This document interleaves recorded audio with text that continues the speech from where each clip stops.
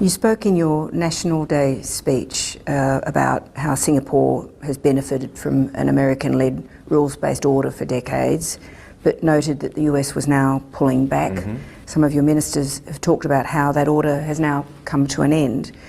Could you talk us through the economic consequences for a small city-state like Singapore of that change as things seem to be heading? I think the consequences are huge. We don't quite know yet what will happen going forward because it's still so uncertain. No one can predict. But one thing is clear, for multiple decades, we've seen a continued trend of lower and more uniform tariffs.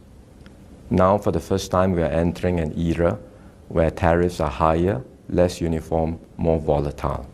And tariffs once raised typically will be very hard to bring down again. So we must be prepared that we are going to enter a period where there will be greater economic fragmentation. In the worst case, if the trajectory continues, we end up in a world with competing blocs and exclusive spheres of influence.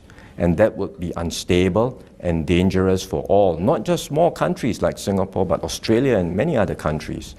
So it is in our shared interest to try and avoid that, prevent that from happening.